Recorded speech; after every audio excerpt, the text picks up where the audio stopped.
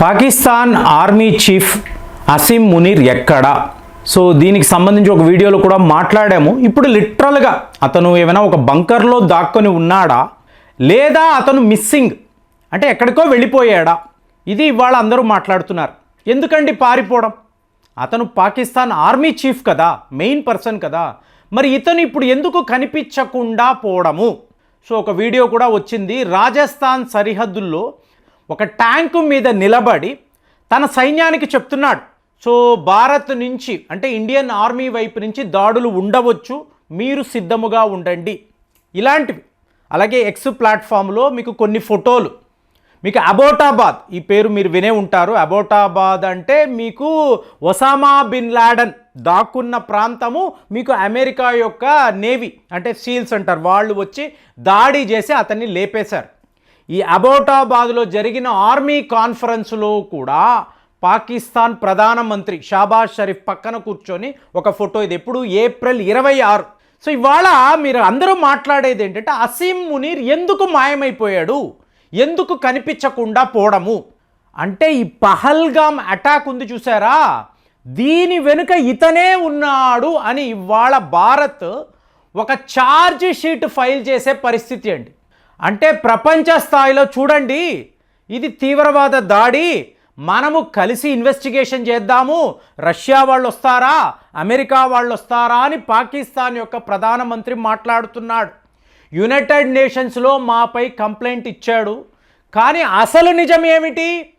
Pakistan army చీఫే ఇందులో main సూత్రధారి అని చెప్పి ఇవాళ మనము అతి పెద్ద నిజాలను బయట పెడుతున్నాం.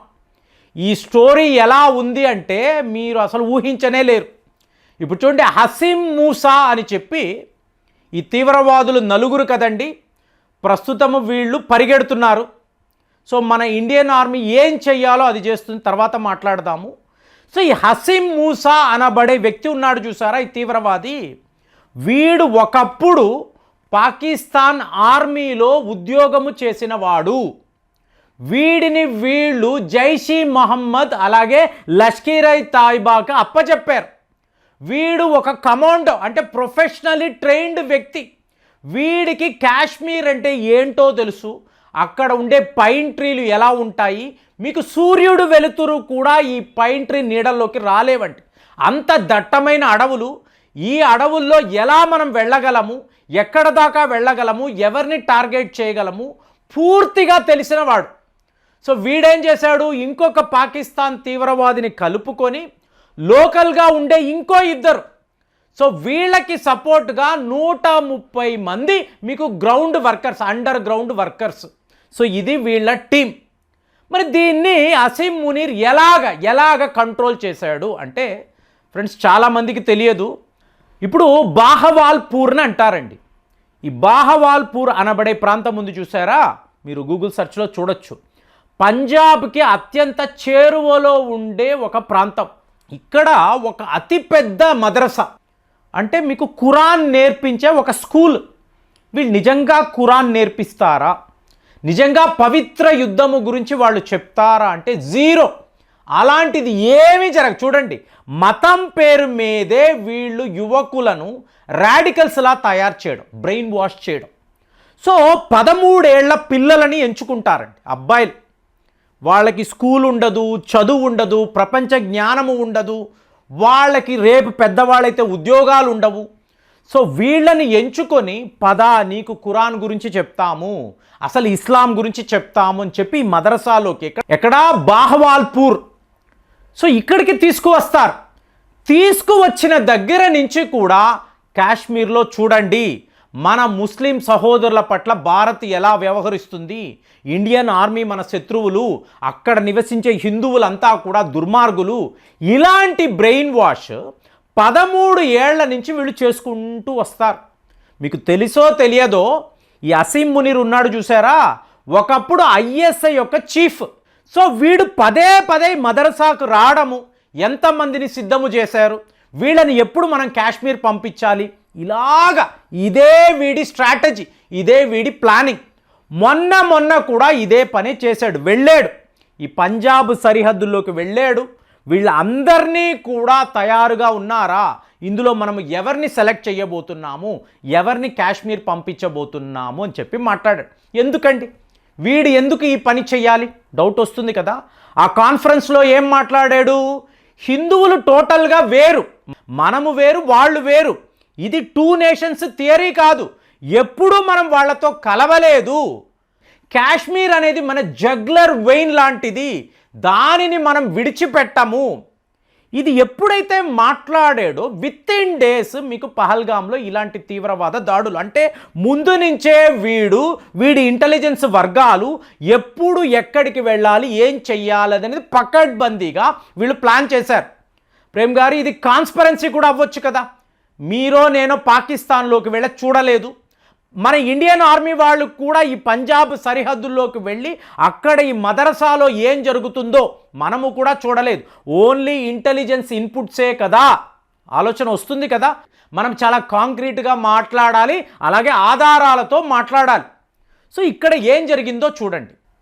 ఇక్కడ చైనా వాడి హూవే అనబడే ఒక ఫోన్, హూవే మేట్ 60 Pro అంటారండి. చూడండి, మేట్ 60 Pro అనేది మీకు మామూలుగా ఇప్పుడు తీవ్రవాదులు వాళ్ళ హ్యాండిలర్స్తో మాట్లాడుతూ ఉంటారు కాబట్టి మన దృష్టి అంతా అక్కడ ఉండే టవర్స్, అక్కడ ఈ నంబర్స్, అంటే ఒక ఫోన్ దొరికిందంటే అందులో ఉండే సిమ్, మీకు ఈ కాల్ డేటా, ఇది కదా మనం పరిశీలిస్తాం. నేషనల్ ఇన్వెస్టిగేషన్ ఏజెన్సీ చేసే ఫస్ట్ పని కాల్ డేటాను కలెక్ట్ చేస్తారు, ఎవరెవరితో మాట్లాడారు. ఇక్కడ చూడండి, ఈ హూవే మేట్ 60 Pro ఈ ఫోన్కి మీరు ఎటువంటి సిమ్ అనేది పెట్టక్కర్లేదు, సిమ్ లేకుండా ఈ ఫోన్ పనిచేస్తుంది. తరువాత ఎక్కడా సిగ్నల్స్ లేకపోయినా, అంటే మీ టవర్స్ కూడా ట్రాక్ చెయ్యలేని ఒక డివైస్ మీకు ఈ హూవే అనబడే ఈ ఫోన్ మీకు దగ్గర 30 దేశాలలో చైనా వాడు ఈ ఫోన్లు అమ్ముతాడు.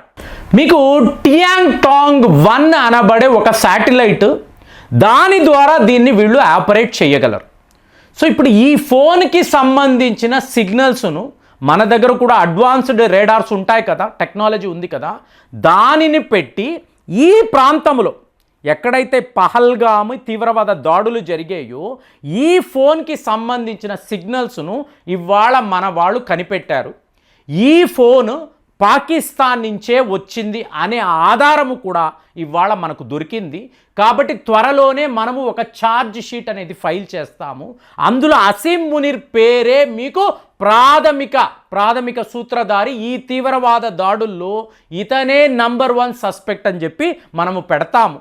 పెట్టిన తరువాత అంటే ఆధారాలతో ప్రపంచానికి ఇది పాకిస్తాన్ యొక్క ప్లానింగ్, పాకిస్తాన్ ఆర్మీ చీఫే ఈ పని చేశాడు, ఇదిగోండి పలానా మదరసాలో వీళ్ళకి ట్రైనింగ్ ఇవ్వబడింది, అలాగే రావెల్పిండిలో కూర్చొని వీళ్ళు ఇలాంటి ఒక ప్లానింగ్ అనేది వేశారు.